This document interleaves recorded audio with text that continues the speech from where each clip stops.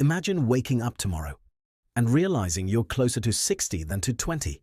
Not old, but not young anymore. For the first time, you start noticing time. You notice it in the mirror. You notice it in old photos. You notice it when someone younger is suddenly better than you at something. And a strange question appears. Is this really the life I wanted? Today we call this a midlife crisis. But here's a question almost nobody asks. Did ancient humans experience the same thing? Because 20,000 years ago, there were no office jobs, no retirement plans, no promotions, no sports cars, no social media. So what exactly would an ancient human have a crisis about? At first, the answer seems obvious. Of course they didn't. They were too busy surviving. But the more you think about it, the stranger the question becomes. Imagine you're an ancient hunter. When you were 20, you were one of the strongest people in your tribe. You could run all day. You could hunt. You could fight. People respected you. People depended on you. But now you're 40. You aren't weak. Not yet. But something has changed. The younger hunters are catching up. Some are already faster. Some are already stronger. And for the first time, you see your future. Not in years, but in limits. You don't recover as quickly. Small injuries last longer.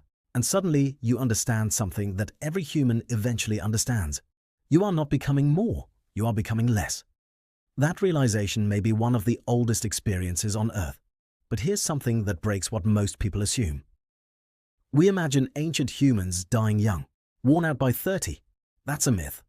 Once you survived childhood, reaching 60 or even 70 was completely normal, which means ancient humans had something we forget they had, a second half of life, decades after their strongest years were behind them, and those decades had a purpose. The old hunter who could no longer outrun a deer became the one who knew where the deer would be. The aging body lost its strength, but the mind became a library. Where to find water in a drought, which plants could kill you, what to do when the herds didn't come. In a world with no books, an old person was the only place knowledge could live. So getting older wasn't just decline. It was a promotion no one announced. And maybe that's the difference. Ancient humans grew weaker. They watched friends die.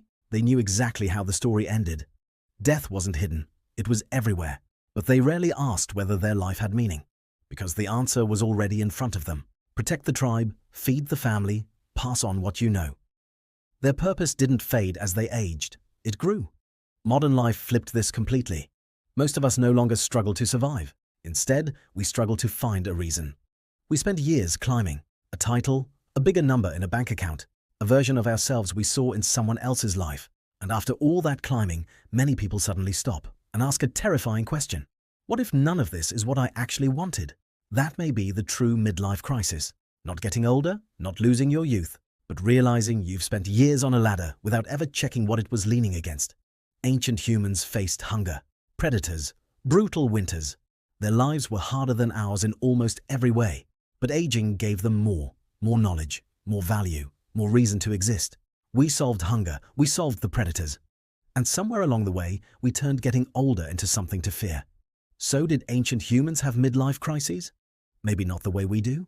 They still faced the same terrifying truth. Life is limited, time is running out, and every human eventually answers the same question.